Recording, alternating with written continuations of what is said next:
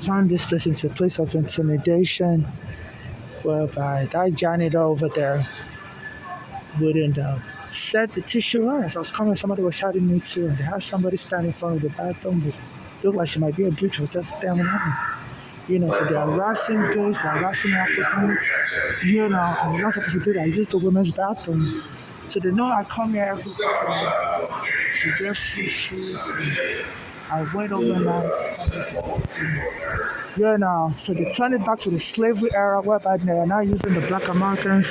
They said during the slavery also, they will use black Americans to groom the new Africans arriving to groom them, like means physically carry out the torture process. So now they're using black Americans now to torture Africans still. So it's not safe to host a World Cup here. My mother's been killed. They were using all kinds of people to arrest my mother. As soon as she called the NYPD a terrorist organization for taking me and my mother's home on Staten Island. Even a black American helping us in Uganda, they said they went and beat him to death, the police. So the chief has to take this serious, because it's like they're luring people to come to America and abuse them as blacks. So they took my home on Staten Island, and some people were heckling. So you're not going nowhere. Yesterday I went to the domestic violence office of the Brooklyn prosecutors, office in Brooklyn, and they told me, they're already closed. I went there around 4:50. They're supposed to close at 5 p.m. But I had a domestic violence incident, whereby somebody raped me, after they locked up the bathrooms and the train stations in 2020. And I couldn't find a bathroom to use, and someone said I could come to the house, use the bathroom. And when they took me to the house, they raped me, under the law of providing me housing, So, I called the police right over the police when I raised the fence. In 6 years already, I still can't get justice. So the incident was in the Bronx, but, I called the police in the Bronx, they didn't help me. They said you can report crimes in any borough. So yesterday I went to the Brooklyn DA's office, office for domestic violence and stuff. I went around 4:50 p.m. They told me the office was closed early or something like that. So I came to the happiness,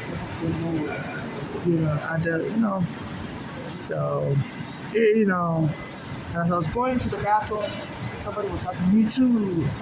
So this Me Too is attacking victims of sexual violence. So are they really focused, because I've been reporting the Me Too lawyer also, Gloria Oren. I told her, as soon as Uganda got killed, I called that Me Too lawyer, Gloria Oren. I said Uganda was helping me with my court papers because the NYPD took my home and naked me, sexually harassed me while taking my home on Staten Island.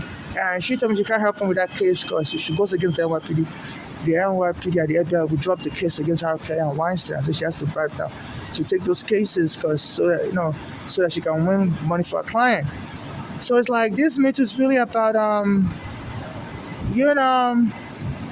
empowering white women to make money.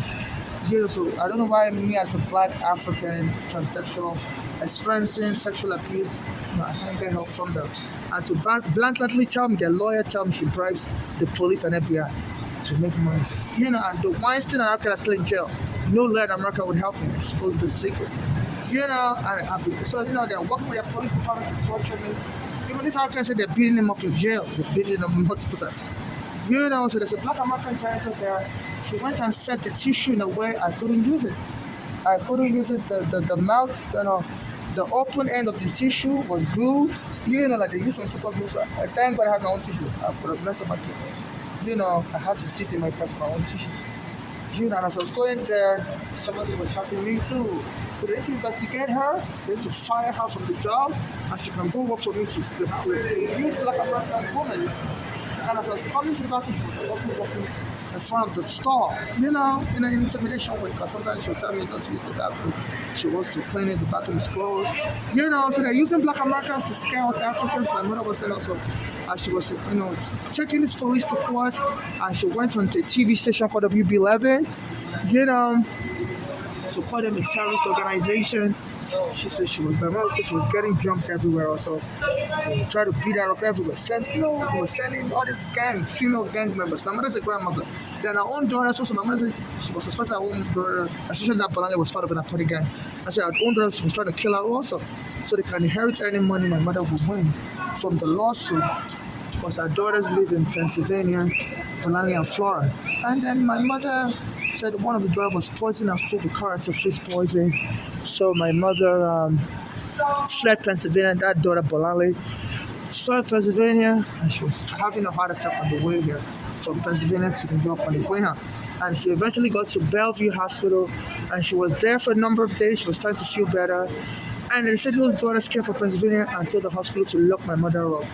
In the psych ward, said my mother is mentally disabled. Even though my mother's not mentally disabled, so they said the hospital removed my mother's oxygen, breathing tube, breathing tank, you know, respirator, and going to put my mother in the psych ward. Even though she needed to be in the cardiac unit because she was having difficulty breathing, and they said the hospital decided to also set my mother up with the daughters and remove her breathing respirator. And so on the way to the psychiatric ward, my mother couldn't breathe and died.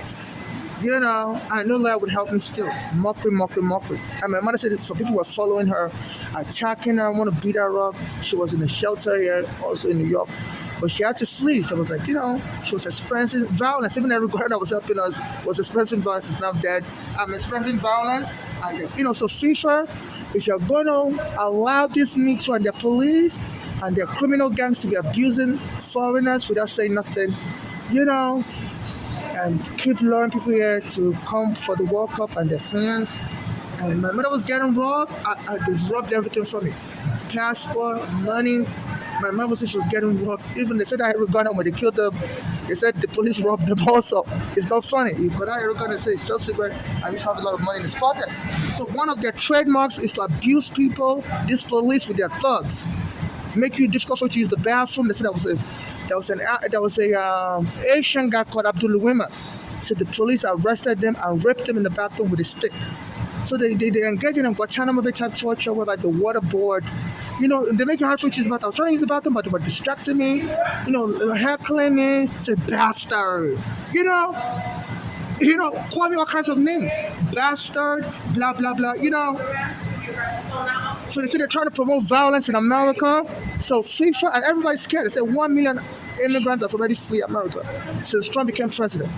And they said even the Supreme Court is issuing rulings in favor of Trump, and they're not giving them legal reasoning why they're issuing rulings in favor of Trump. The highest court in America, the Supreme Court. So they're even acting weird. So normally when they issue a ruling in favor of a party, they will explain why they issued that ruling so people will understand, what is going on. They say, but now they just give them victory to Trump and they won't give any reason why Trump deserves the victory. So if 1 million immigrants have already fled in just in the number of days, I think it's been 100 days already that Trump's president, so 1 million immigrants have fled. So it's like scare tactic to make you run away from America. They'll be threatening you're going to be killed soon. They'll be shouting bastard, they call me all kind of name, monkey, bastard, And I saw a masculine looking woman. She was standing in the bathroom, was staring at me. She had dreadlocks. So I don't know what her purpose is. She was so they're attacking us Africans. I'm a Nigerian transsexual. So my mother said they were attacking us with violence, and these people, they are so coward, they wouldn't, they will attack you secretly and frame you up. They don't, threaten you to make public announcement to let them to acknowledge that they're terrorists. The police is engaging in terrorism against foreigners, and they are robbing us. Even the black American that was helping my mother. The people that his family said it was wrong. People that knew Uganda said he used to have a lot of money in his pocket, and when the police killed him, they took him away, and a lot of the money disappeared. And they've been robbing me also. So the police are robbing blacks. My friend in Uganda that was helping me has been killed, and it was raw. He used to have a lot of money in his pocket selling secret. So so this is what is going on.